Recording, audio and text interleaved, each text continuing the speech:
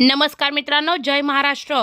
महायुतीतल्या वादावर एकनाथ शिंदे यांचे मोठे दोन विधान, केला मोठा गौप्यस्फोट। तर कोणत्याही बातमी बघूया। शिवसेना शिंदे पक्षाने दाखवलेल्या नाराजीनंतर आता मित्र पक्षातील पदाधिकारी कार्यकर्त्यांना एकमेकांच्या पक्षात प्रवेश द्यायचा नाही असे महायुतीत ठरवण्यात आले आहे। शिवसेनेच्या याच नाराजीनंतर आता खुद्द एकनाथ शिंदे यांनीच प्रतिक्रिया दिली आहे।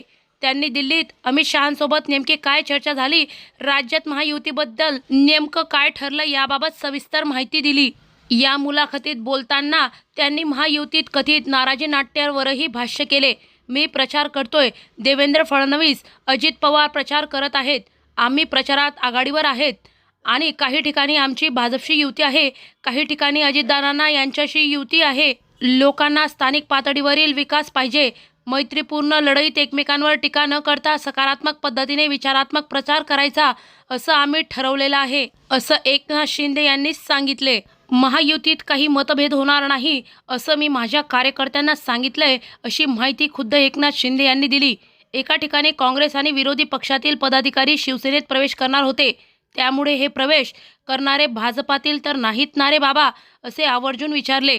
मित्र पक्षाचे पदाधिकारी कार्यकर्ते यांना शिवसेनेत प्रवेश द्यायचा नाही असे माझ्या पक्षाच्या लोकांना मी सांगितले आहे, असं एकनाथ शिंदे यांनी सांगितले। शिंदे यांनी अमित शहा यांची भेट घेतली होती। या भेटीत त्यांनी भाजपच्या धोरणाबाबत तक्रार केली होती।